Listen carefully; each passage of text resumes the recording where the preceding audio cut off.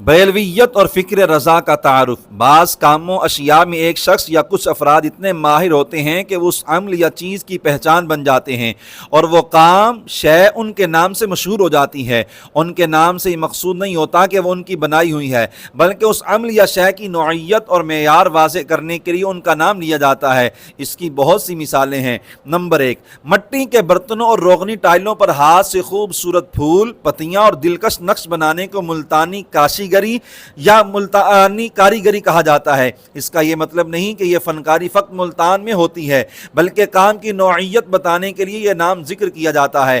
Number 2، دنیا بھر میں قرآن حکیم کی جو قرات سب سے زیادہ پڑھی جاتی ہے اسے حضرت امام عاصم بن ابو النجود علیہ الرحمہ کی نسبت سے قرات عاصم کہا جاتا ہے۔ ظاہر ہے کہ قرآن حکیم رب کریم کا کلام ہے، سرور عالم صلی اللہ علیہ وآلہ وسلم نے ہم تک پہنچایا ہے۔ امام عاصم علیہ الرحمہ کی طرف سے اس میں ایک لفظ کیا ایک حرکت کی بھی کمی بیشی نہیں ہے، پھر ان کی طرف نسبت کیوں؟ صرف اس لیے ہے کہ انہوں نے اس قرات کو خوب اچھی طرح محفوظ کر کے ہم تک پہنچایا ہے۔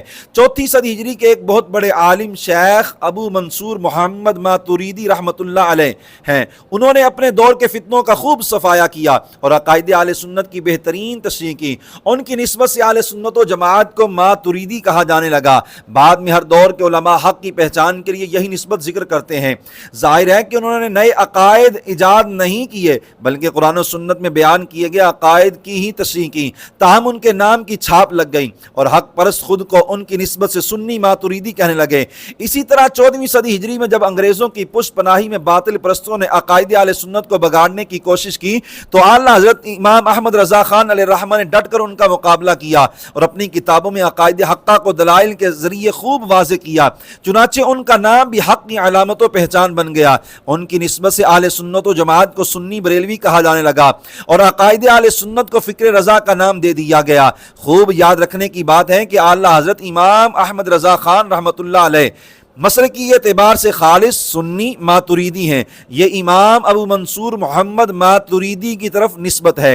فقہی مسائل میں امام اعظم ابو حنیفہ حضرت نعمان بن ثابت رضی اللہ تعالیٰ عنہما کے مقلد ہیں اور پکے حنفی ہیں۔